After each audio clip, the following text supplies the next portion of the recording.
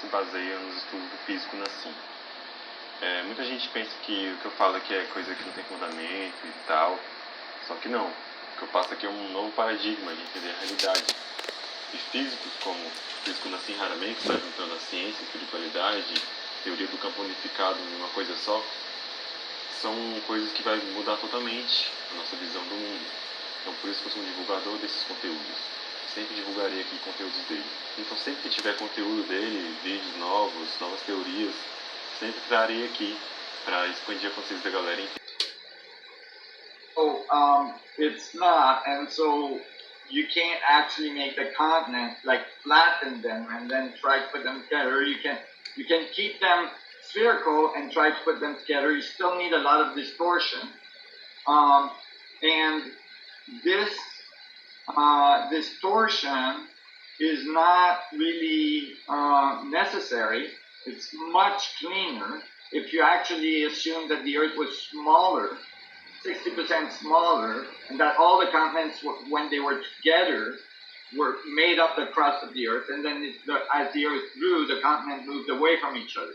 And it makes much more sense in a rotating object that the masses would be distributed, fairly equally as the object grew, if it did.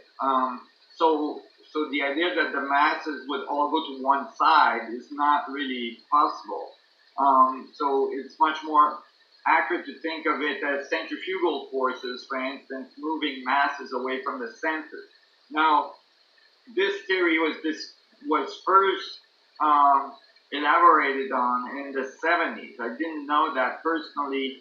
I came up with the same idea that the Earth must be growing when I was working for 5 years in my van and figuring out the physics of the universe. 5 years in my van. Olá, sejam bem-vindos ao canal do Astronauta Verdadeiro e hoje estamos de volta, ao canal Red Pill. Besteiras que as pessoas acreditam esses dias, é inacreditável, porque esse vídeo eu já fiz ele 4 vezes, mas eu sempre perco o arquivo. Mas assim, ok, vou tentar fazer o mais curto possível. O menor tempo que eu consegui foi meia hora, então vou tentar fazer em 20 minutos. Ok. Vou ser bem direto. Nós temos uma pessoa que acredita em teoria da conspiração, mas não faz pesquisas por si própria, né? Ela faz copia e cola dos caras que moram no fundo das vans fazendo pesquisas sobre o universo. E tem esse cara, né, que aparentemente não entende do que ele está falando. Ele acredita que apenas o campo dele é que existe. Não existem outras implicações na vida real. Ele criou uma teoria que apenas explica um ponto em particular. E é isso que é a falha de praticamente quase todas as teorias da conspiração. Elas solucionam um problema em particular e criam mais. Então vamos dar uma olhada nisso.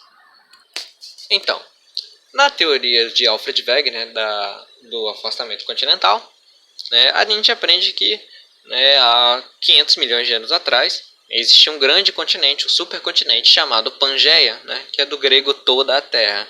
E esse é o supercontinente mais recente que já existiu, e ele consistia de todos os continentes atuais juntos numa massa só. Você já deve ter percebido isso nas aulas de geografia, ao olhar que a costa da África ela encaixa relativamente bem com a costa da América do Norte, principalmente da América do Sul. E se você for olhar os outros continentes, eles têm um certo encaixe ali. Durante muito tempo isso foi apenas uma coincidência, que as pessoas notavam e ninguém saberia como explicar.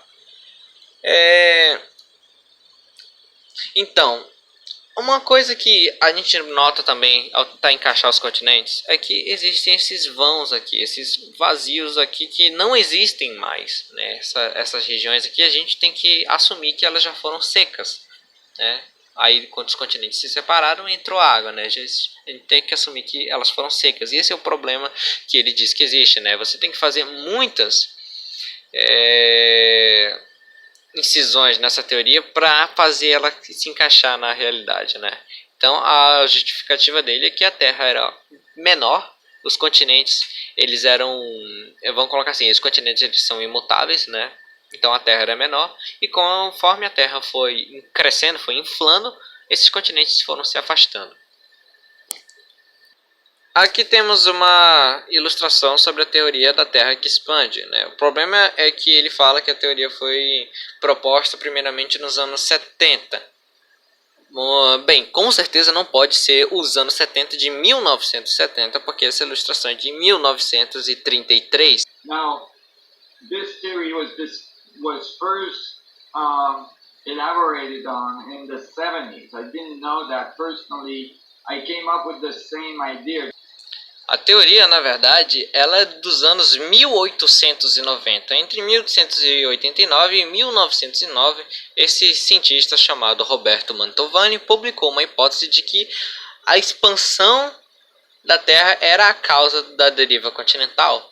E a partir daí, vários outros cientistas que apoiavam essa teoria desenvolveram várias consequências que deveriam ter existido, né? Por exemplo, a adição de massa para a Terra ter uma gravidade constante, massa teria que ser adicionada, e como não caíram meteoros nesse período, né, segundo eles, o éter era absorvido pela Terra e gerava massa. Como a gente já viu, o éter ele já foi desprovado, né? Então não pode ser o éter. Outra teoria diz que Outra teoria diz que a Terra era um gigante gasoso que perdeu sua atmosfera, e porque a atmosfera antes exercia pressão sobre a Terra, agora que não tem mais essa atmosfera superdensa, a Terra inflou. Ok, são teorias que fazem algum sentido lógico, embora sejam bastante absurdas. Então vamos com a teoria que ele deixa, vamos colocar assim, ele coloca uma sombra de que a teoria do Alfred Wegener estava certa por um lado, mas que não estava totalmente certa. Então, nesse caso seria a teoria de que as fendas oceânicas, elas são sim a causa do afastamento continental, mas não como Wegener descreve. Ok, para fazer meu primeiro ponto, vamos destacar uma seção da crosta terrestre. Nesse caso, vamos dizer que esse ponto aqui seja um continente, certo? Esse aqui, na Terra antiga, 60% menor, ele era um continente. Essa parte aqui, certo? Beleza.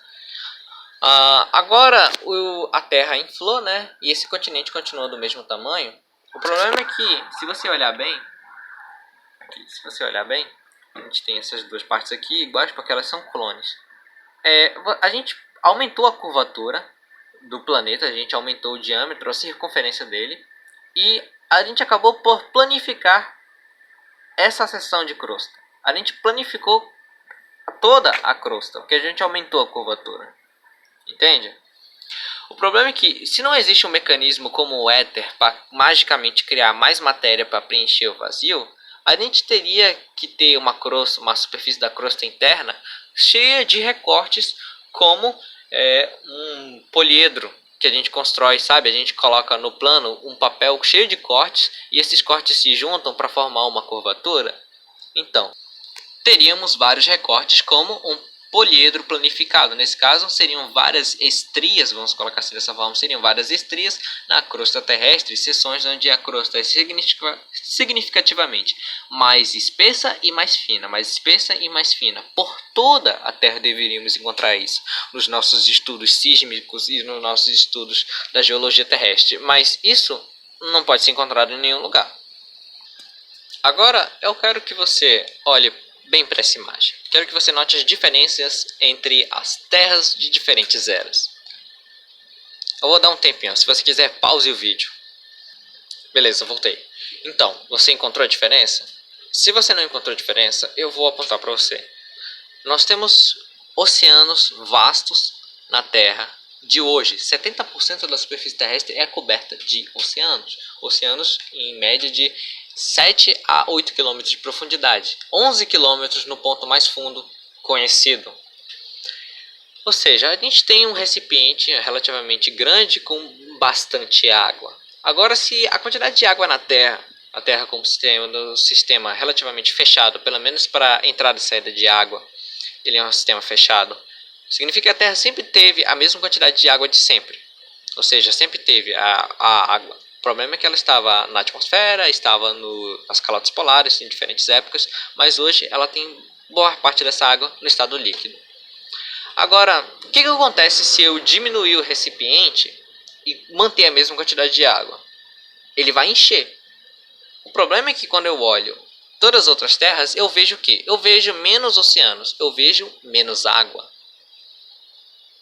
O que eu estou propondo é, se a Terra ela tem hoje uma certa quantidade de água e sempre teve essa mesma quantidade de água, se você diminui o tamanho da Terra, você vai diminuir o tamanho do recipiente que vai estar segurando essa água.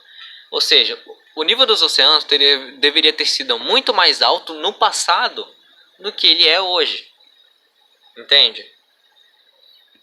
O problema é que isso tem muitas implicações geográficas. Muitas implicações geográficas que são irrefutáveis. Vamos dar uma olhada no clima do mundo. É o seguinte, existe um conceito que vocês devem, para entender esse gráfico, vocês devem abarcar esse conceito. Correntes marítimas quentes, elas arrastam muito mais umidade que as correntes marítimas frias. Ou seja, massas continentais, massas de ilhas que têm contato com ventos quentes, elas vão ser mais úmidas, ou seja, vão ter uma tendência maior a desenvolver florestas e vegetação do que partes do mundo onde tem correntes frias. Por exemplo, Chile, uma corrente fria, seca, sem umidade. Seco, é um deserto.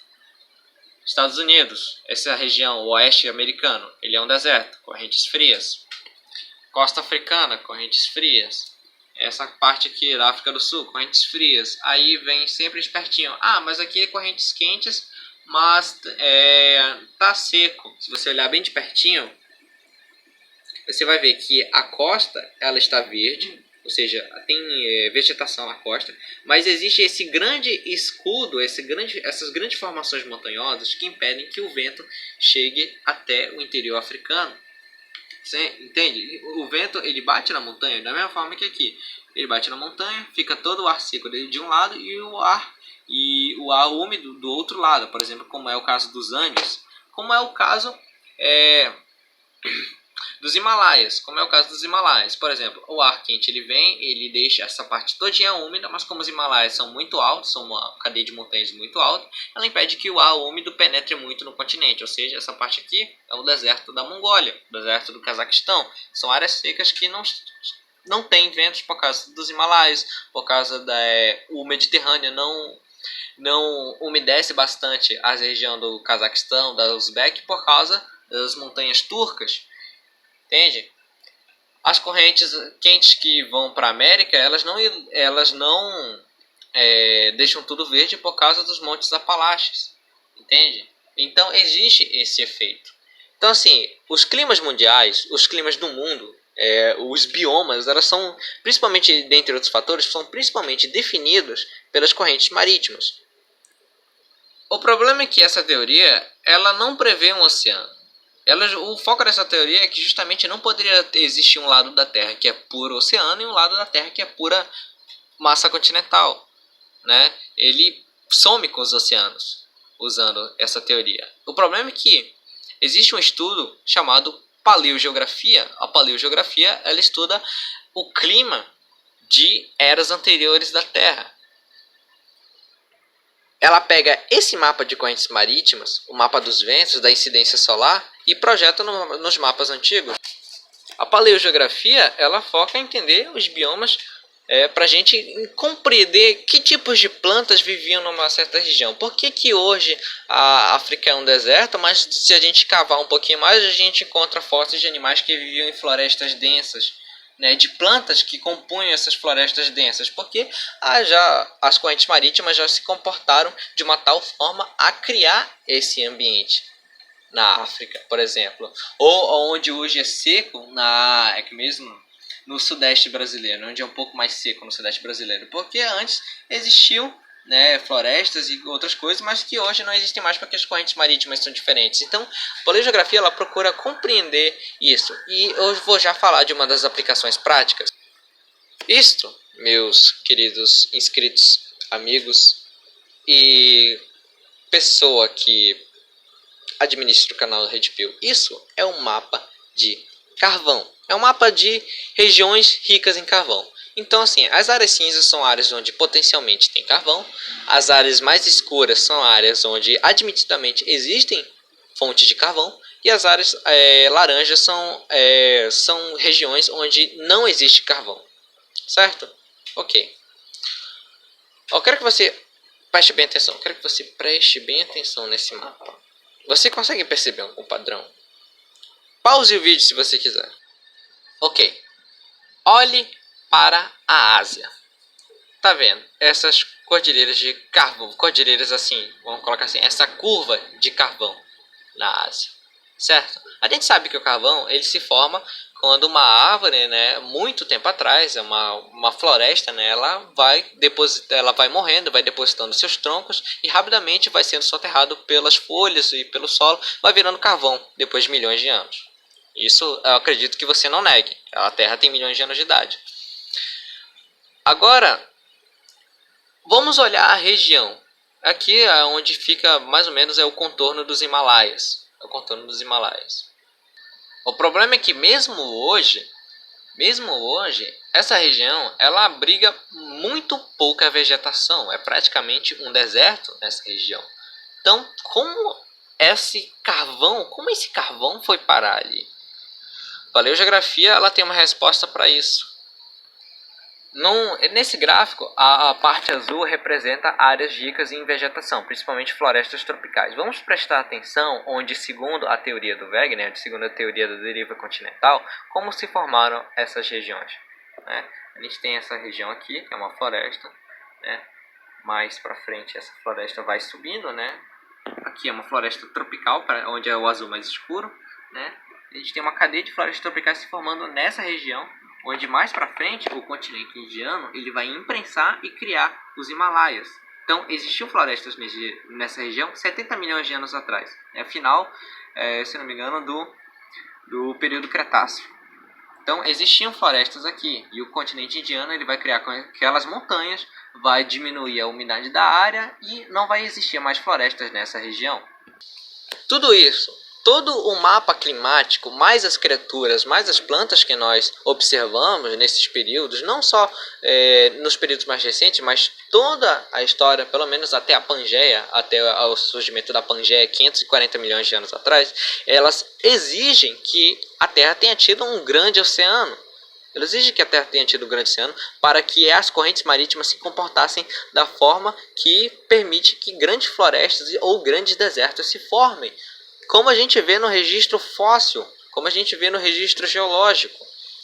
E essas coisas não são possíveis numa Terra que era praticamente vamos colocar assim, uma grande massa deserta. Por ausência de água, por ausência de correntes marítimas, talvez até ausência de atmosfera nesse estado. Não seria possível você ter o comportamento climático que nós vemos no registro fóssil se a Terra tivesse sofrido essas alterações. Não. Muita gente pensa que o que eu falo aqui é coisa que não tem fundamento e tal, só que não. O que eu falo... Desculpa, amigo, mas você foi refutado por uma mina de carvão.